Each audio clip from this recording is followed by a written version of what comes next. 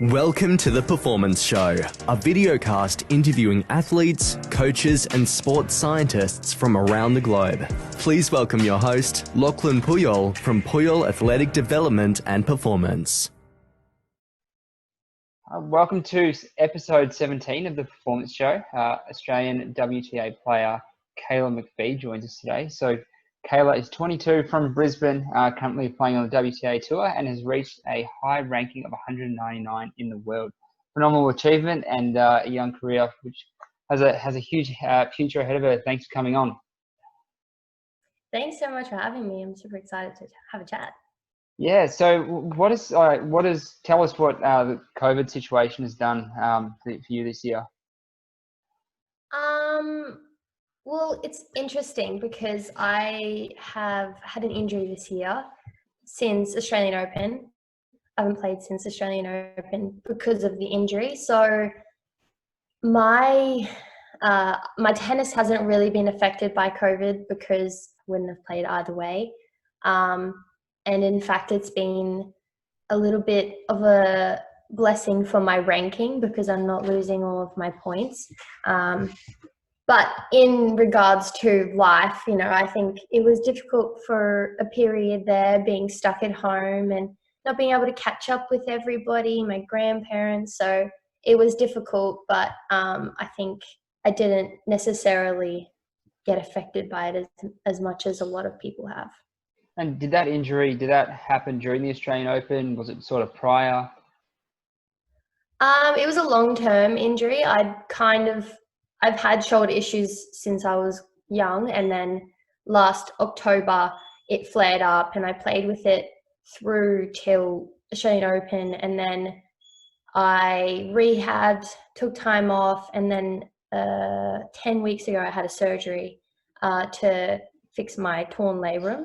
So yeah, I've been just rehabbing from that, and hopefully it'll make my shoulder stronger than ever and I won't have to be, struggling with it for my whole career. Yeah, and have you been able to go back on the court at all?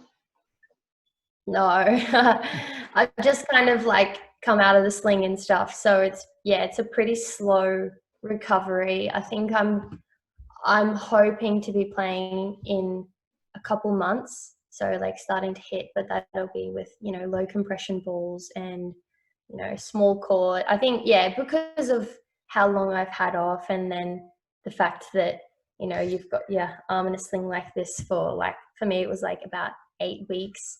So I think it'll take a bit to recover. Yeah, I wasn't aware that you were actually in a sling. I just I just Yeah. thought, yeah. Yeah, it's just, I don't know. I have never had shoulder surgery before, and everyone's completely different. I know people who have been back, they wear a sling for a day or not at all, but because I had to get my tendon attached to the bone in a couple spots, I think it was a little bit serious-ish, if you know what I mean. Yeah. Yeah. Well, I mean, if you look at players like Andy Murray, who just had a whole hip resurfacing procedure, and he's 32 or 33. I mean, it's just incredible with the surgical interventions that we've got, these days, and I think it gives players a lot of hope, a lot of light at the end of the tunnel, because obviously this is your job and it's something that's taking you away from what you do, what your livelihood is. Yeah, 100%. I actually watched his documentary Resurfacing, and it was incredible. It definitely inspired me and kept me super motivated, and also thinking he's obviously struggled with far worse than me, and he's still every single day rehabbing, trying to believe that it's going to get better. So it was amazing to watch that, and it definitely made me feel better. Yeah, and Andy did win an ATP 250 last year. I know he beat Wawrinka in the final. So I mean, it kind of just shows you when you don't give up, what results can happen. And how do you sort of come over that adversity? Obviously, being a tennis player, you get more challenges and injuries. Give us your perspective on that. like how to deal with injuries and cope with. Injuries, sort of adversities, challenges along the way, travel, expenses. Yeah, I guess it's been, I haven't figured it out how to exactly just, shake it off sort of thing just yet.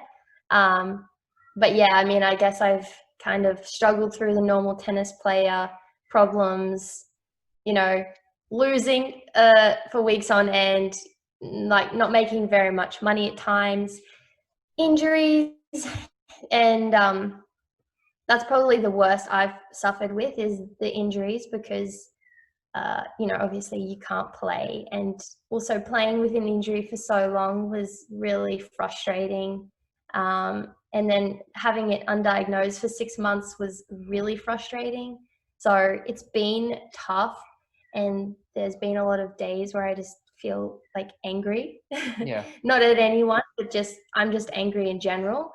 But I think, the way that I've figured out how to deal with it is just to let yourself feel those emotions that you're feeling, and don't try to like manufacture fake feelings, or everyone's like, oh, you got to stay positive, you got to be happy, blah blah blah. I think you just need to accept the way that you are feeling and don't try to change that, because I feel like a lot of my stress and anxiety would come from trying to feel better all the time. And sometimes I think it's okay to just let things suck a bit and let it hurt. And then when when you want to feel better, I feel like when you're starting to get over whatever it was, like maybe me and my surgery, when you want to feel better, you'll start feeling better. So I think what I'm trying to say is just don't let everyone kind of tell you how to feel. It's okay to feel however you feel, really. Yeah, I mean, it's a normal human emotion, and other people around you don't know what you're experiencing. Everyone experiences things differently. So I think you just got to really just let time take time, and let it take its course. And you're going to recover. Every day is probably going to get better for you. And I've never had an injury myself, thank goodness. But I've had surgeries before, and it just takes time, and the body will recover. And I guess with the coronavirus, and as you said earlier, with it being a blessing in disguise for you. Yeah, definitely. I think it is important to try to be as positive as you can be. So obviously, I am grateful for the fact that, my ranking, hopefully when I come back, will only be 50 to 100 spots worse than what it would have been, rather than completely like losing my ranking altogether. So I think it is important to see those positives and be grateful for those positives. But I also, I just think that it's okay to go, you know what, it still sucks that I haven't played for a year, and just be okay with that. Because so many people are trying to make you feel better, but I think it has the opposite effect sometimes. So like positive mindset for sure, but just don't force it. Yeah, no, I'm totally with you there. And it was actually interesting. I was speaking to Mark Zafoulis, who's a tennis coach based in Melbourne. He was talking basically about being a person first and then an athlete second. And I think when you see athletes from all different codes of sport, they have an injury or they retire and they're kind of lost. They've lost like their purpose. Have you, like during your injury time out sort of thing, have you done anything else sort of apart from what you'd normally do? Obviously, you're not training in those sort of things, but Sure. Well, I did a coaching course during like the worst of the COVID period. It's on hold at the moment because of COVID in Melbourne. But doing my junior development course, I really enjoyed, and it did give me that sense of purpose and achievement when you submit a task and it's all good or whatever. And even just having that structure of like whatever times, 2 days a week at this time, I think that's important.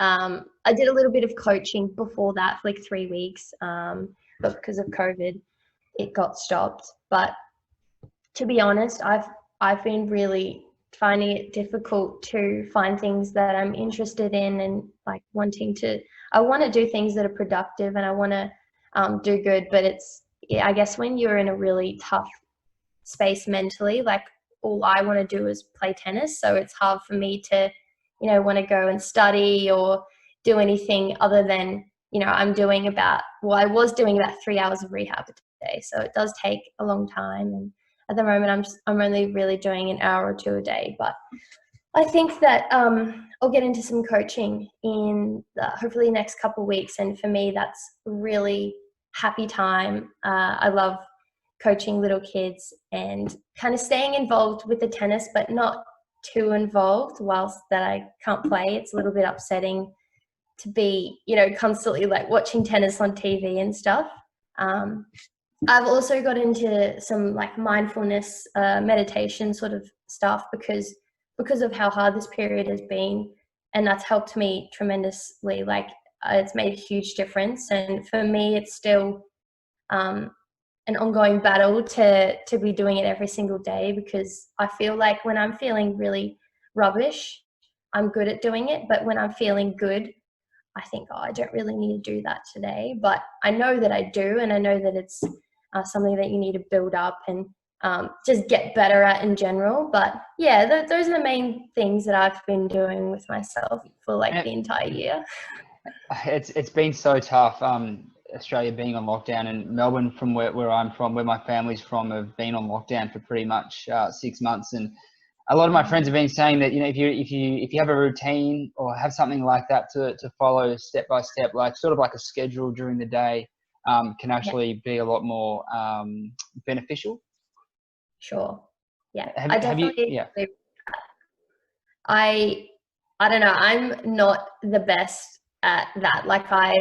But I think it all comes from the way you're feeling, because I've been feeling a bit crappy. I've kind of been staying up late, sleeping in, not doing anything, sort of no routine. But now that my shoulders started to have improvements, I noticed that I'm wanting to wake up earlier and get some stuff done. Not that I have a whole lot to do, but even if it's just like going for a walk or cleaning my room, doing any little bits with my coaching course, I find that I want that routine. And I still go into training 3 days a week to do strength and conditioning sort of stuff. But yeah, I'm finding that routine is coming now that I'm feeling more positive. Yeah, and it's like when you hit a milestone, regardless of how big it is, that sort of gives you that positive reinforcement for sort of like the next thing going forward.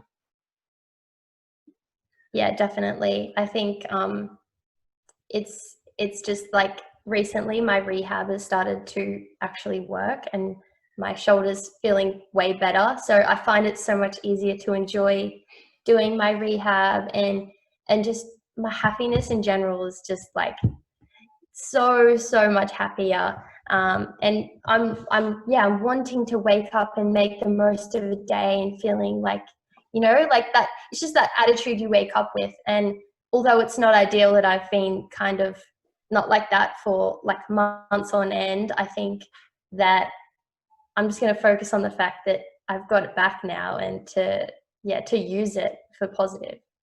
Yeah, for sure. Is it your left shoulder or is it your right shoulder? It's my right, unfortunately. Oh, I wish okay. it was my left. Interestingly, there have been some players who have when they have a long layover due to injury, they actually start practicing with their left hand, and they actually pick it up really, really quickly. Yeah, I've done that.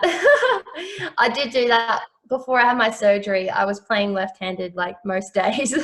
Yeah. Because I actually have a tennis court at home, and I would just invite people to come over and play me and just smash me left-handed. But it was really fun. And also you get that fitness and footwork component.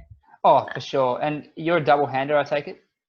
Yes. And that should theoretically help with your two-handed backhand, practicing left-hand. I know Agassi used to practice for 5 minutes left-handed every day, and he's one of the best backhands in the world.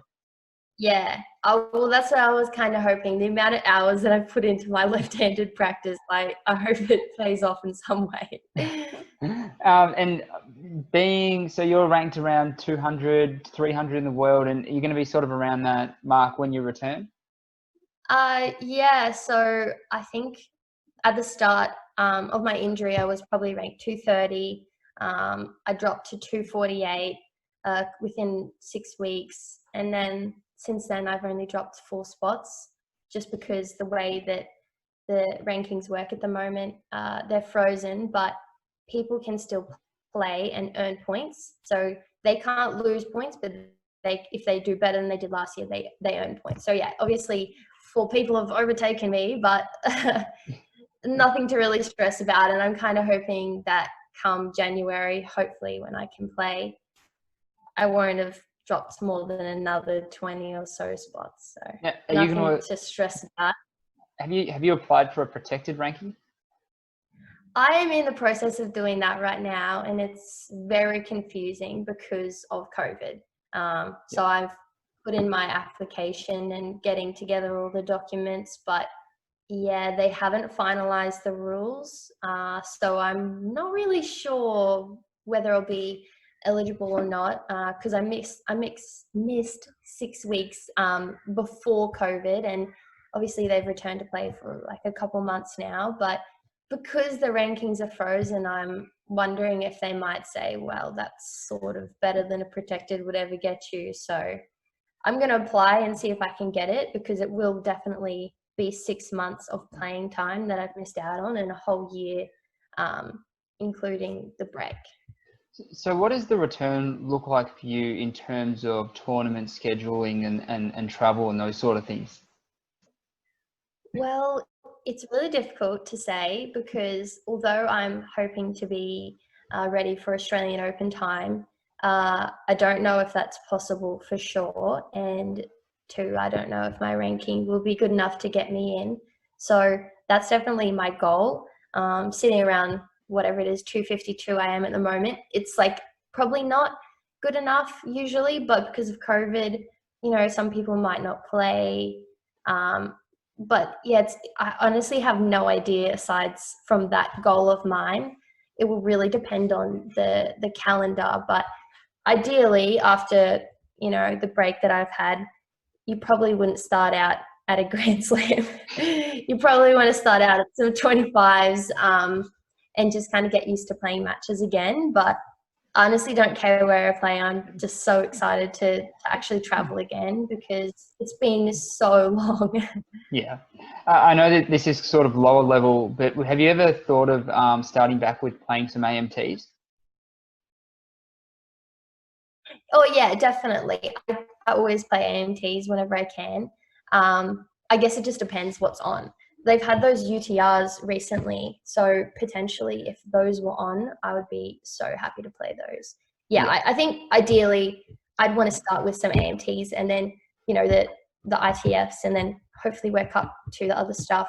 It's hard to know like what sort of form I'll be in with having so long off, but yeah, I don't know. I think I'm just going to have to take it as it comes, because there's no guarantee that I'll be playing in January. It could potentially be March or April. I'm hoping that it's not, but it's really difficult to say.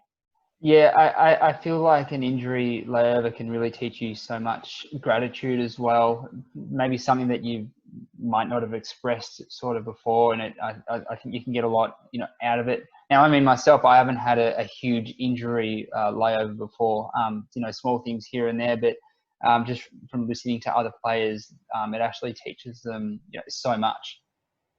Yeah, definitely. I think number one, when I couldn't use my arm for however long, the worst of it was probably 4 weeks. And I just thought, how happy am I and grateful am I that I actually usually have two working arms. Like you don't realize how difficult it is to just have one arm until you only have one arm to use. Obviously I still had my arm, but it was, just there, and I had to, showering, getting changed, cutting food, all of it was just a nightmare. And it just made me feel so grateful that I usually have two working limbs. So I think there's definitely a lot of positives that I took out of it in terms of gratitude. And I can't wait to get back to running and just normal physical activity. It just really makes you appreciate that, number one, I get to do that as a living, to just be fit and healthy and active and play a sport that I love. And time away from the sport really teaches you that you're incredibly lucky. And yeah, I think sometimes, I'm dreading traveling because, I travel like 2/3 of the year. And now I'm like, wow, how lucky am I that I usually get to travel the world? Like, that's pretty lucky to get to do something like that. And I want to take a better mindset into traveling next year and really just be grateful and to spend more time in countries and actually appreciate them rather than just hotel tennis courts. Yeah. Do you find being like a tourist when you travel to tournaments kind of helps as well and makes it more enjoyable? I think so, but I can't say that I've done it very much. Like, most of the time you arrive at a place and then you're playing the entire time. So you're not going to go out walking and doing this and that when you're playing matches. And then as soon as you lose, you kind of move on to the next spot. So I find that your day off is usually taken up with traveling, like as in a plane or whatever. So it's kind of difficult to find time to be a tourist, but I think there's definitely times where I had the opportunity and I was too tired and I decided not to. But I think, in the future, I would really like to do that because I've been to a lot of places, but I don't feel like I've experienced the culture as well as I could have. Yeah, it's not easy because you're so limited for time. I mean, like from tournament to tournament, you might only have a couple of days and you've got to get to the next place. And if you take a train or something an overnight train, I mean, it doesn't make it any easier for you. So living in Queensland with the climate being so hot, do you feel like that helps you going into the Australian Open in the previous years? Oh, definitely. Like, because we're training in that sort of heat, I feel, since it's actually getting hot now. It was 31 degrees yesterday. So, like, let's say I'm actually training, you're getting used to it for months. And meanwhile, there's someone coming from, I don't know, Poland or something that trains in it for 2 weeks and they're just not acclimatized. It's such a shock to the system when you finally train in that heat. And I know, like, when I go to places even hotter than Brisbane, like Thailand, Hong Kong, that it is a real shock to the system and it takes you a while to get used to. So I think that us Aussies have a pretty big advantage in that sense. Just not the ones from Melbourne, right? Yeah. Nah. Well, it's pretty hot in Melbourne, like. Yeah, no, it is, but just most of the year it's just freezing. It's like it's really, really cold. I was we went to Cairns for a week in the middle of June, and we were like, have we just gone to a different country? It was crazy. It was like literally just walking out of a fridge Really? to going. It was incredible. I wish we could do it again. Although Melbourne's very hit and miss, isn't it? Like, one day it's 31, the next day it's 14, or the next afternoon, like. Yeah. At least there are spurts of it, but true, I think Melbourne is actually quite a lot cooler. Yeah, there's no consistency in Melbourne. So anyway, well, thank you so much for your time, Kaylah, for coming on. I know it's a difficult time for you and for not just from COVID, but from your injury. And I really hope that you can make a fast and a speedy recovery, get back onto the tennis court. Thank you so much for having me on. I really enjoyed it. No problem.